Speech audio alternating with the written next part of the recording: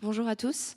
Moi, je prends la parole en tant qu'un petit peu outsider de cette table ronde.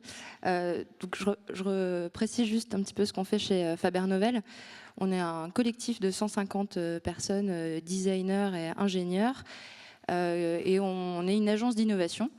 Donc on aide nos partenaires à trouver les bonnes voies d'innovation à travers de toutes ces nouvelles tendances numériques, l'évolution des usages, et on travaille de plus en plus avec les territoires, avec les acteurs de l'immobilier, les acteurs de la mobilité, sur la notion de la ville intelligente, à la fois en qualité de décrypteur des nouvelles tendances et des nouveaux usages, et aussi en qualité de faiseur, parce qu'on crée des nouveaux services, notamment Bureau à partager, qui est par exemple une plateforme type Airbnb, mais pour la mise à disposition des espaces excédentaires des bureaux. Voilà, donc on a cette double casquette. Ce qu'on observe, nous, de notre point de vue, hein, qui est non traditionnel, disons, c'est qu'il y a trois grandes tendances qui sont en train de changer justement cette grande chaîne de valeur que vous avez présentée. La première, c'est que le numérique a poussé une accélération des nouveaux usages qui changent de plus en plus vite, et que du coup, il y a des nouvelles façons de décrypter, d'analyser et de designer en fonction de ces nouveaux usages les nouvelles façons de vivre et de construire. La deuxième chose, c'est qu'en fonction de ces nouveaux usages, ça a ouvert la voie à plein de nouveaux acteurs qui sont non traditionnels dans cette chaîne de valeur. Et la troisième chose, c'est que du coup, aujourd'hui, il y a des nouvelles façons de procéder, de travailler pour mixer ce que peuvent apporter les acteurs traditionnels qui gardent leur place et leur connaissance, leur expérience, avec ces nouveaux acteurs qui ont des cultures de travail, des temporalités et des modes de financement qui sont complètement divers. Et ça, c'est notre troisième métier, c'est justement d'arriver à faire le mix entre ces deux mondes. Donc je vais revenir un tout petit peu sur les nouveaux usages qu'on analyse. On s'aperçoit, voilà, je ne suis pas la première à le dire, qu'on passe d'un modèle de propriété à un modèle de l'accès, où notamment les plus jeunes générations, c'est celles qu'on observe parce qu'elles définissent un petit peu le futur, la façon d'habiter, de se déplacer, etc., privilégient beaucoup plus l'expérience dans leur façon de vivre la vie, que de la vie et la ville, que la propriété, le fait d'avoir. Et donc, du coup, ça redéfinit complètement la valeur que propose la ville et les différentes capacités.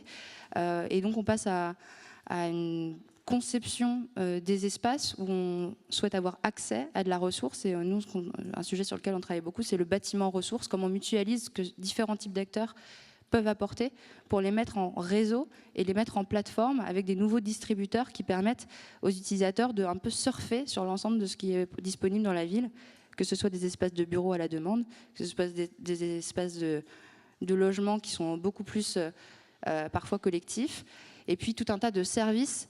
Le monde de la smart city, c'est aussi c'est smart parce que c'est de plus en plus technologique, c'est smart parce qu'on a beaucoup plus de data, c'est smart parce qu'il y a plein de services qui s'adaptent beaucoup plus vite aux usages. Donc du coup, avec ces nouveaux usages, il y a plein d'acteurs qui n'étaient pas là avant, qui essayent de s'immiscer. Il y a tous les acteurs autour de l'enjeu de la donnée. La donnée, il faut savoir la collecter, il faut savoir la traiter, il faut savoir la stocker. Donc on peut penser à Google, Amazon, qui offrent des infrastructures, donc c'est ces grands champions du numérique, qui sont aussi des nouveaux acteurs de cette chaîne de valeur, parce que tout le monde parle de la donnée, mais qui sait la traiter? Il y a les acteurs qui créent ces nouveaux services, et c'est souvent chez les startups, qui ont cette culture de penser les nouveaux usages et de créer des nouveaux modèles avant de se dire s'il y a un marché, est-ce qu'il y a un retour sur investissement, il y a un usage, je vais l'attaquer avec des ingénieurs, avec des designers. Et là, on pense à tous ces nouveaux services de conciergerie à la demande qui se placent finalement au cœur de la vie des utilisateurs en ville. Et puis, il y a les acteurs de la distribution, ceux qui ont réussi à se trouver une place entre les infrastructures traditionnelles et les utilisateurs et qui ont redécoupé les bâtiments, les ressources, en petites capacités, en petites unités de valeur. Et je pense évidemment à WeWork pour le bureau, à Airbnb pour le logement, et puis à l'ensemble des acteurs qui mettent en plateforme. Ça vaut aussi pour la voiture sur Blablacar et sur Coolicar. Voilà, donc tous ces acteurs, on les observe. Nous, ce qu'on observe, et notamment parce qu'on a été un partenaire innovation sur un certain nombre de dossiers de Réinventer Paris, où justement, il y a des acteurs traditionnels qui étaient à l'origine des réponses et qui avaient besoin d'intégrer des nouveaux acteurs. On voit qu'il y a des écarts assez forts de perception, notamment sur le timing de construction et de conception de ce que sera un futur quartier, un futur Hello, etc. Vous disiez, on fait de la prospective sur ce que sera la ville en 2030, etc. Ce qui est intéressant, c'est par exemple, tout employé chez Facebook a un petit carnet le premier jour quand il arrive chez Facebook sur son bureau, en disant, chez Facebook, on pense le monde à 30 ans, mais nos projets doivent durer 6 mois maximum. Donc on teste. Dans le numérique, on peut créer des nouveaux services, nouvelles propositions de valeur très très rapidement, qui sont des unités de valeur qui sont peu compatibles avec les aménageurs, avec les constructeurs qui ont des timings beaucoup plus longs. Sur Inventer Paris, on a beaucoup d'acteurs qui nous ont dit OK, on doit intégrer des startups, mais on veut que les startups aujourd'hui signent l'acte d'engagement pour prendre des espaces dans 6 ans. Non, parce que la startup, elle ne sait pas si dans 6 ans, elle sera encore là, ça sera encore loin. En fait, ce qu'il faut se dire, c'est que les acteurs traditionnels doivent concevoir des espaces qui vont être services, comme on dit HD ready sur les télés, vous savez. C'est potentiellement un jour compatible. Service ready, smart ready, qui peuvent brancher les futurs acteurs, mais qui seront ouverts à toute une pluralité d'acteurs. On sait que dans le numérique aussi, un service peut évoluer toutes les semaines. Il y a des mises à jour toutes les semaines, donc on ne peut pas concevoir un bâtiment qui va sortir avec des services en choisissant le service aujourd'hui et en se disant qu'il devra être dans le bâtiment pendant 5 à 10 ans de façon inchangée. L'autre chose qui est très difficile à concilier, c'est la notion de financement. Le monde de la ville, de la construction, de l'investissement est très héroïste et calcule à long terme son plan.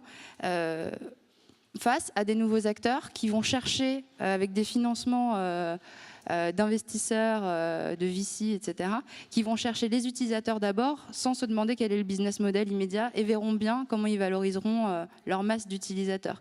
Donc c'est des plans qui sont difficilement conciliables de prime abord, mais que nous, on essaye de faire concilier. Mais ça veut dire qu'il faut s'apprêter à prévoir des plans avec une zone d'inconnu qui est la zone justement d'adaptation aux futurs usages et qui rend les projets un peu comme on dit qu'une page web est responsive si elle s'adapte très très bien à un usage sur un ordinateur au même titre qu'elle s'adapte à un usage sur mobile. Il faut que les projets soient eux-mêmes responsives, c'est-à-dire qu'ils sachent s'adapter et se moduler en fonction de l'évolution des usages dans le temps.